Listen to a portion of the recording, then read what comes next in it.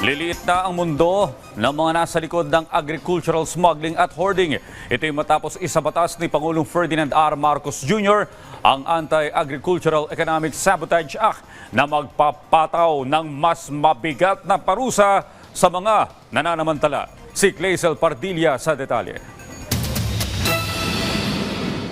Isinabatas na ni Pangulong Ferdinand R. Marcos Jr. ang Anti-Agricultural Economic Sabotage Act ngayong layo nitong patawan ng mabigat na parusa ang mga nananamantala, protektahan ang mga lokal na magsasaka, mangingisda at consumer laban sa smuggling o illegal na pagpasok ng mga agricultural product.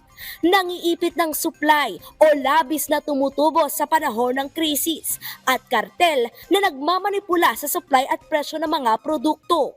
Under this law, smuggling, hoarding, profiteering, and cartel operations involving agricultural and fishery products will now be classified as economic sabotage, a non-bailable offense punishable by life imprisonment and fines up to 5 times the value of the goods involved. Noong 2023, 3 bilyong piso ang nawala dahil sa agricultural smuggling.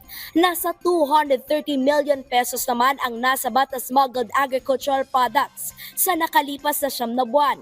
Wala o kulang ang buwis sa mga smuggled products, kaya hindi lamang nalulugi ang pamahalaan mula sa hindi nakukolekt ang buwis, kundi dinedehado rin ang mga lokal na magsasaka at mangingisda na di kayang makipagkumpetensya sa mga mura pero ilegal na produkto.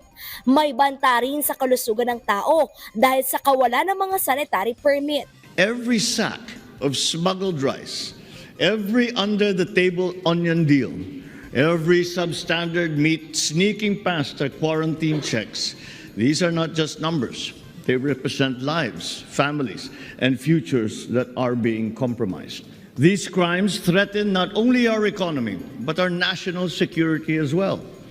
It jeopardizes the livelihood of hard-working Filipino farmers and fisherfolk, and it threatens the food sustainability of our communities.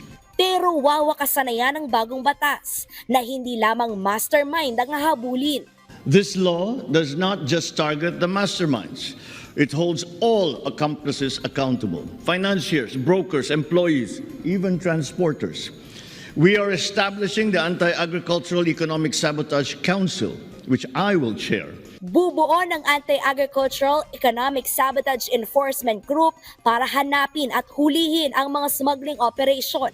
Magtatalaga ng special team ng mga prosecutor para kasuhan at mabilis na maparusahan ang mga smuggler. Ikinalugod ng Department of Agriculture ang bagong batas.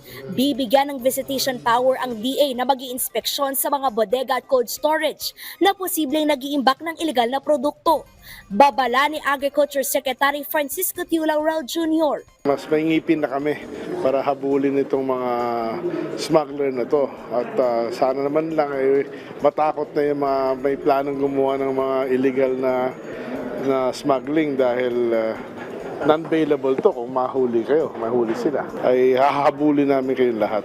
Samantala, niratipikahan na ng 2 kapulungan ng Kongreso ang Bicameral Conference Committee report ng Senate at House bill na nag-aamyenda sa Rice Tarification Law. Layo itong pataasin ang produksyon ng palay, palakihin ang kita ng mga magsasaka habang pinabababa ang presyo ng bigas.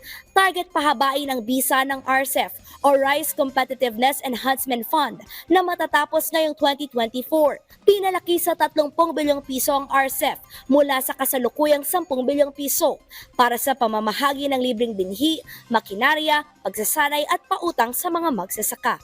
Yan yung tamang version na maganda na every year pag-aaralan ng